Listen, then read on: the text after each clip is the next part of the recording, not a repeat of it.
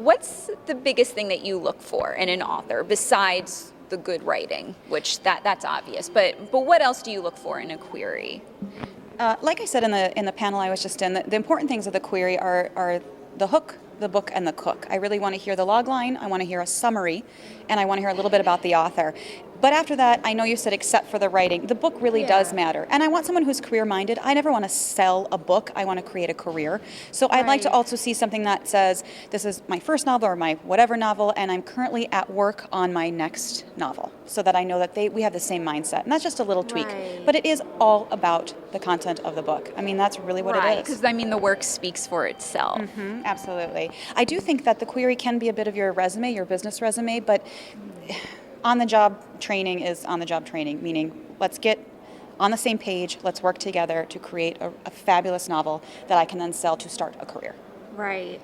And has this ever happened to you or any of your colleagues where the author, at least at first, was just sort of a mess, but their book was just amazing that you just had to represent it and had to really work with them on sort of fixing their image or the way they presented themselves? Or you had to sort of go look past certain things? No, I don't think so, because the person behind the creativity is just that, the person behind the creativity. Right. I do have authors that sometimes struggle with social anxiety issues, or even one that's kind of agoraphobic. And so what you deal then is, as far as the marketing and publicity for their books, you work around what their personal issues may be. But I would never consider someone's actual physicality or persona to interfere with how I felt about their book. I mean, you can live in a cave and click out a book on Morse code, and if I love it, I love it. Mm-hmm.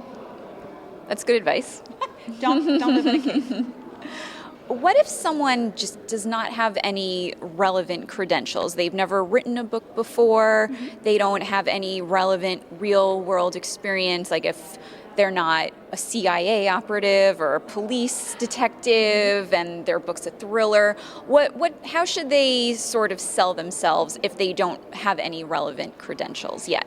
I think the word relevant is very interesting. I don't think that a credential, there's no credential of being creative or being talented. And I think if I see raw talent and I see an idea that is right book, right time, right voice, I can work with that. I don't care if it's the first book you ever wrote, and I don't care if you're, stay-at-home mom and this is the 9th book you've ever written. As long as I resonate with them, as long as the material resonates with me, and I resonate with what's being put forth, that's what's the goal. That's what we're all working towards.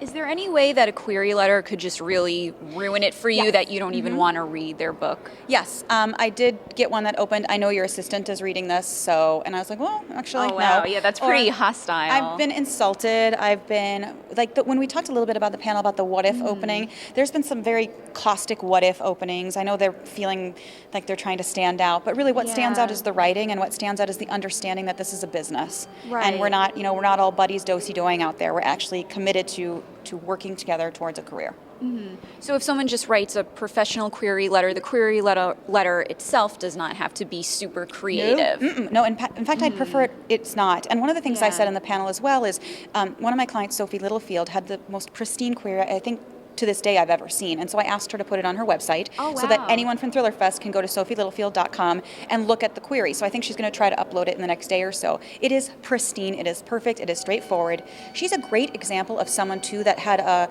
she was a stay-at-home mom and housewife and spent a lot of time writing books that never saw the light of day. And I believe the first book I sold of hers was her 9th book she ever wrote, and she has currently 19 books published. Wow. So it all, just depends, but that query letter really stood out. It was very straightforward, very easy to digest. It had some buzzwords I was looking for. I think it would behoove a lot of people to check it out because it's a great tool. Oh, thanks. Yeah, check it out.